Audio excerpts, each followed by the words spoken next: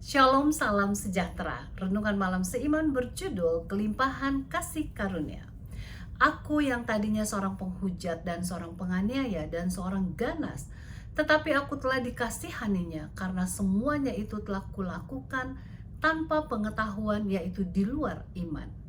Malah kasih karunia Tuhan kita itu telah dikaruniakan dengan limpahnya kepadaku dengan iman dan kasih dalam Kristus Yesus. 1 Timotius 1 ayat 13 dan 14. Untuk menunjukkan kuasa dari kasih karunia, Rasul Paulus selalu memberikan kontras kehidupan lamanya dengan kehidupannya yang baru, di mana ia menggunakan kata kunci seperti kasih karunia, hukum, iman, dan usaha.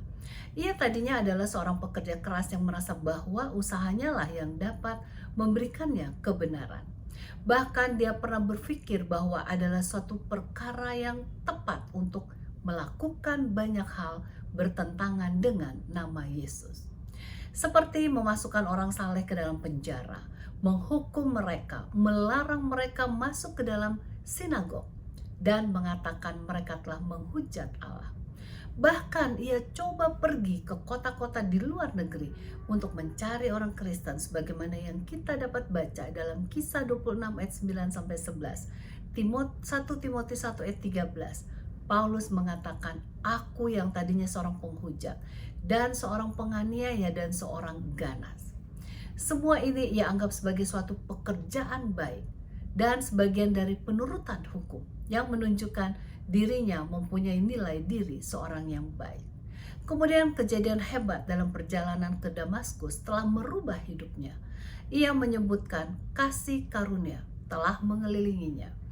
Ia merasakan kasih karunia telah berlimpah dalam kasih, iman di dalam Yesus. Kita lihat kata-kata yang besar di sini. Belas kasihan, kasih karunia, percaya, iman, dan kasih. Dalam tulisan Paulus lainnya, daftar ini berkembang untuk menunjukkan kelimpahan dari iman dan kasih di dalam Yesus Kristus. Dengan kata lain, ia menunjukkan Allah mempunyai inisiatif untuk menjangkaunya, seorang yang kacau balau kehidupannya. Dengan sekejap kehidupannya berubah. Ia menjadi alat yang berdaya guna bagi Tuhan, sebagai gantinya alat yang digunakan setan.